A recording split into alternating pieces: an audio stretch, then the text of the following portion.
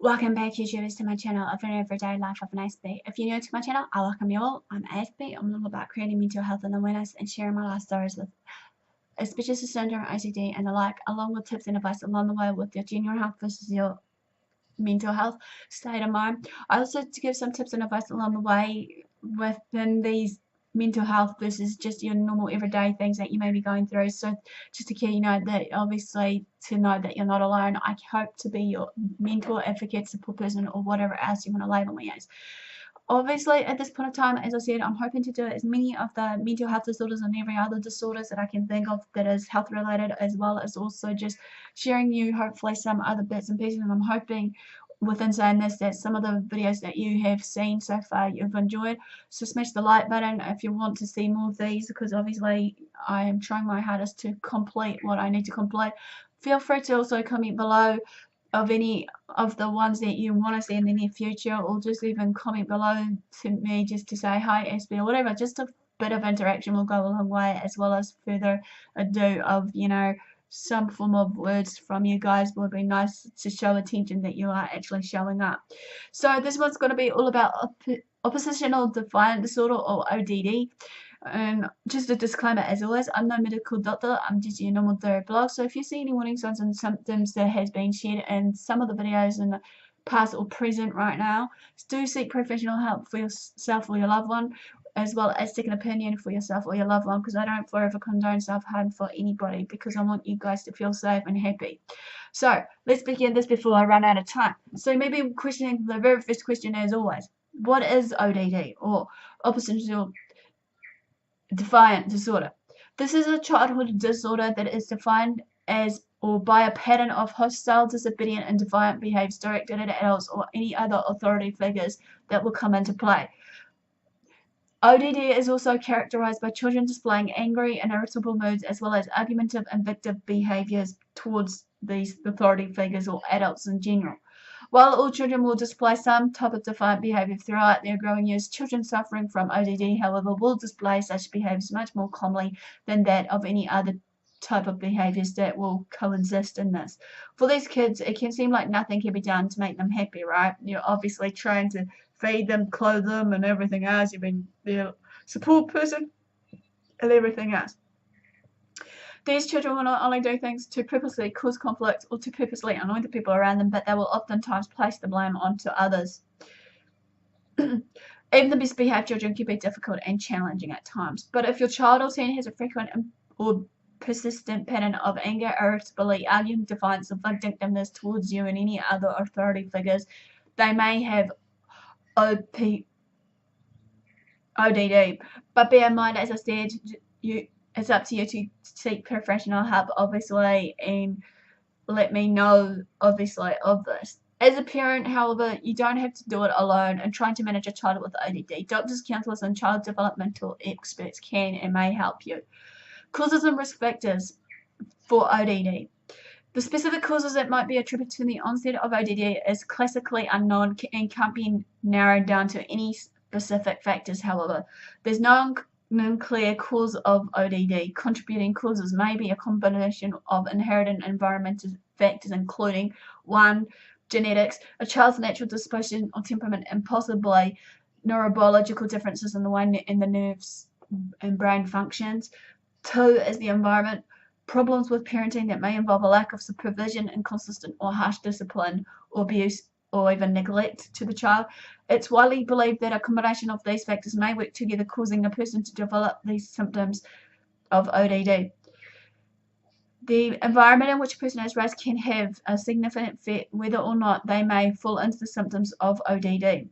If a child is surrounded by a somewhat chaotic home life where violence, arguments, and other forms of general discord that are prevalent, it will not be unreasonable to assume that the child could begin acting out as a result. Similarly, if the child are exposed to violence or have friends who have behaved in destructive, reckless manners in the past, these children too are more likely to begin displaying these behavioral symptoms that correlates with the onset of ODD. The following are some various causes and factors that may play a role in the development of ODD. Again, genetics. It is common for children who are diagnosed with ODD to have family members who may also suffer from various mental illnesses. Such illnesses can include mood disorders, personality disorders, and anxiety disorders. This fact suggests that there is most likely a genetic component that leads a person to be more susceptible to developing ODD as opposed to a person who has not been exposed to that subtype of genetics. Physical. The presence of ODD traits have been linked to the existence of abnormal amounts of certain brain chemicals. These brain chemicals, known as also transmitters, work towards helping to keep the brain chemicals themselves balanced properly. When an imbalance exists and messages are suddenly unable to communicate properly with other aspects of the brain, symptoms of ODD may occur. The risk factors. ODD is a complex problem. Possible risk factors for this may include temperament. A child has a temperament that includes difficulty regulating emotions, such as being highly emotionally reactive to certain situations or having trouble tolerating frustration. Parenting issues. A child who experiences abuse or neglect, harsh or inconsistent discipline, or a lack of parental supervision. Or another one is other family issues. A child who lives with parent or family discord or has a parent with a mental health or substance use disorder may arise from this. Familial discord, dysfunctional home life, exposure to violence, history of mental illness within the family, exposure to substance abuse, inconsistent parenting, be it discipline, interaction, etc., abuse and neglect, other symptoms to look out for, all the causes or factors. Signs and symptoms of ODD. This again will vary from person to person, as basically same as every other mental health disorder that I have clearly shared. Sometimes it's difficult to obviously recognize the difference between a strong-willed or emotional child and one with ODD. However, it's normal to exhibit ODD-like behaviors at a certain ages of a child's development. Signs of ODD generally begins during preschool years. Sometimes ODD may develop later, but almost always before the early teen years. These behaviors can cause significant impairment with the family, social activities, school, and work. The Diagnostic Statistic Manual 5, as I said before, has been published by the American Psychiatric Association that has listed criteria for diagnosing ODD and every other disorders. This manual is used by the mental health providers to actually diagnose any form of mental conditions and by insurance companies to reimburse for treatment. In the DSM-5 manual, criteria for diagnosis of ODD will show a pattern of behavior that includes the following. At least 4 symptoms from any of these categories needs to be shown to actually be diagnosed as this. 1. Angry and irritable mood, argumentative, defiant behavior, or vindictiveness occurs within at least one individual who is an assembling. Causes significant problems at home, work, or school. Occurs in its own rather than as a part of the cause of another mental health problem, such as substance use disorder, depression, or bipolar disorder. It will need to last at least 6 months. DSM-5 criteria for diagnosis of ODD includes both emotional and behavioral symptoms, which are the following. Angry and irritable moods. They'll often lose their temper. It's often touchy or easily annoyed by others. Is often angry and resentful. Argumentative and defiant behavior. Often argues with adults and people in authority. Often actively defies or refuses to comply with the adult's requests or rules that has been set for them. Often deliberately annoys people. Often blames others for their mistakes or misbehaviors. Vindictiveness. They are often spiteful or vindictive. Has shown spiteful or vindictive behavior at least twice in the past 6 months. These behaviors must be displayed more than is typical for your child's peers. For children younger than 5 years, however, the behavior must occur on most days for a period of at least 6 months. For individuals of 5 years or older, the behavior must occur at least once a week for at least the 6 months. ODD can vary in severity, however. Mild symptoms can only occur in one setting, such as only at home, school, work, or with their peers. Moderate symptoms. Some of the symptoms can occur in at least 2 settings. Severe, some symptoms can occur in 3 or more settings. For some children, symptoms may first be only seen at home, but within time it will extend to other settings or environments such as schools and with their friends. These may also be there may be also big significant differences in how the symptoms themselves in boys as opposed to how they be presented in girls. The following are some examples of signs and symptoms that may be evident that a child is struggling with ODD, and they are as follows. Behavioral symptoms: easily losing one's temper, throwing repeated temper tantrums, 2, arguing, 3, fighting, 4, refusing to follow the rules, 5, deliberately acting in a way that will annoy others, 6, blaming others, 7, hostility towards others, 8, being unwilling to compromise or negotiate, 8, willingly to destroy friendships, 9, being spiteful and seeking revenge, 10, blunted and repeated disobedience. And the cognitive symptoms, these are the following: frequent frustration, 2, difficulty concentrating, 3, failure to think before speaking, 4, so another one is in here is your psychosocial symptoms. Last but not least of the symptoms is difficulty making friends, 2, loss of self-esteem, persistent negativity is number 3, and 4, consistent feelings of annoyance. Effects of ODD. It's vital for parents to seek help for the child before that problems become more severe and leads to complication in their lives. Children who don't receive treatment and support for their ODD may suffer from the long-lasting effects of this.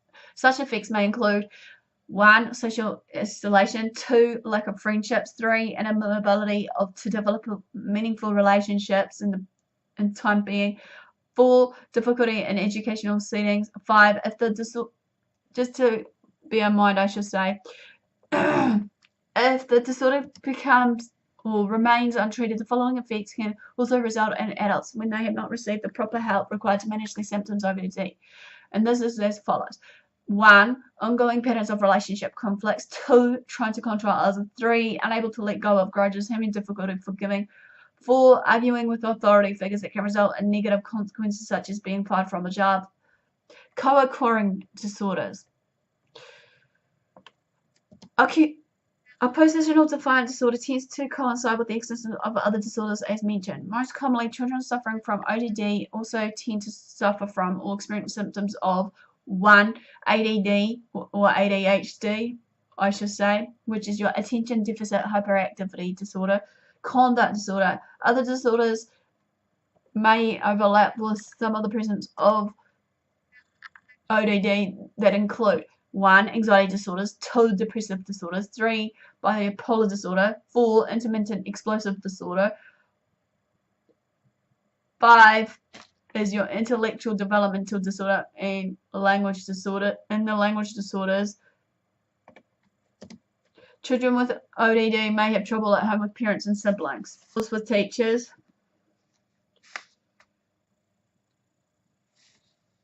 at work with supervisors and other authority figures. And they may also struggle to make and keep friends and being in a form of relationship. ODD may lead to problems such as poor schoolwork and performance, 2, antisocial behavior, 3, impulse control problems, 4, substance use control, 5, suicide. Many children with ODD also may have other health conditions such as what I shared with you, or basically attention deficit hyperactivity disorder, depression, anxiety, conduct disorder, learning and communication disorders. Treating those with other than mental health conditions may help improve ODD symptoms, and it may be difficult to treat ODD if these other conditions aren't evaluated and treated appropriately and accurately. Maybe asking, when can I see a doctor? Your child isn't likely to see their behavior as a problem. Instead, your child will probably believe that unreasonable demands are being placed on them. But if your child has the signs and symptoms common to ODD that are more frequent and are typical for their own peers, make an appointment with your child's doctor. If you are really that concerned of your child's behavior or your own ability to parent a challenging child, seek help from your doctor, a child psychologist, or a behavioral expert. Your primary care doctor or your child's pediatrician can refer you to the appropriate professional. Preparing for your appointment. You may start by seeing your child's doctor. After an initial evaluation, your doctor may refer you to a mental health professional who can then help you make a diagnosis and create the appropriate treatment trial for you and your child. What you can do. Before your appointment, make a list of signs and symptoms your child has been experiencing and for how long. 2. Your family's key personal information, including the factors that you suspect may have contributed to the change in that child's behavior. 3. Include any stresses that your child or close family members recently experienced, particularly with regard to parental separation or divorce and differences in expectations and parenting styles. 5. Any medication, vitamins, and other supplements your child is taking, including the dose. Questions to ask doctors so that you can make the most of an appointment. When possible, both parents should be present with the child, or take a trusted family member or a friend along, someone who can accompany you, remember something you missed or forgot. Questions to ask your child of the national appointment may include the following. What do you believe is causing my child's symptoms? Are there any other possible causes? How will you determine the diagnosis? Should my child see a mental health provider? Questions to ask if your child is referred to a mental health provider may include the following. Does my child have ODD? Is this condition likely to be temporary or longer lasting? What factors do you think might be contributing to my child's problem? What treatment approach do you recommend to treat my child? Is it possible for my child to grow out of this condition? Does my child need to be screened for any other mental health problems? Is my child at increased risk for any of the long-term complications for this condition? Do you recommend any changes at home or school to encourage my child's recovery? What else can my family and I do to help my child? Do you recommend family therapy? What can we, the parents, do to cope to sustain our ability to help our child? Don't hesitate to ask these additional questions during your appointment. What will you expect from your doctor when visiting? Be ready to ask your doctor's questions. That way you'll have more time to go over any points you want to talk in depth. Your doctor might ask, what are your concerns about your child's behavior? When did you first notice these problems that they're showing? Have your child teachers or caregivers reported similar behaviors in child? How often over the last 6 months has your child been spiteful or vindictive or blamed others for his or her own mistakes? How often over the last 6 months has your child been easily annoyed or deliberately annoying to others? How often over the last 6 months has your child been spiteful or vindictive or blamed others for their own mistakes? How often over the last 6 months has your child argued with adults or defied or refused adults' requests? How often over the last 6 months has your child been visibly angry or lost his or her temper? In what settings does your child demonstrate their behaviors? Do any particular situations seem to trigger negative or defiant behavior in your child? How have you been handling your child's disruptive behavior? How do you typically discipline your child? How would you describe your child's home and family life? What stresses has the family been dealing with? Has your child even been diagnosed with any other medical conditions, including mental health conditions? Test and diagnosis. To determine whether your child has ODD, the mental health provider can do a comprehensive psychological evaluation. This evaluation will likely include assessment of your child's overall health, the frequency and intensity of your child's behaviors across multiple settings and relationships, the presence of other mental health, learning, or communication disorders, related mental health issues. Because ODD often occurs along with other behavioral or mental health problems, symptoms of ODD may be difficult to distinguish from those related to other problems. It's important to know and treat any correlating problems because they can create or worsen ODD symptoms if they become left untreated. Treatments and drugs. Treatment of ODD involves therapy, training to help build positive family interaction skills to manage behaviors, and possibly any form of medications to treat related mental health conditions. Treating ODD generally involves several types of psychotherapy and training for your child as well as for parents. Treatment often lasts several months or even longer.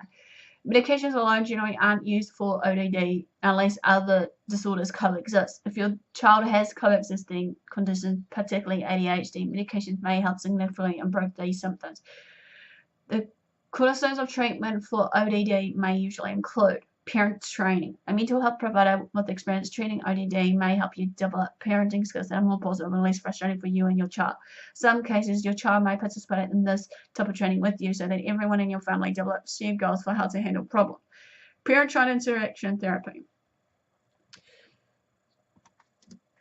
During PCIT, therapists coach parents while they interact with their children. In one approach, the therapist sits behind a one-way mirror and using an earbud audio device guides parents through strategies that reinforce their children's positive behavior. As a result, parents learn more effective parenting techniques. The quality of the parent-child relationship may improve and problem behaviors will decrease. Individual and family therapy. Individual counseling for your child may help them to learn to manage their anger and express feelings in a healthier way. Family counseling may help improve your communication and relationships and help members of your family learn how to work together.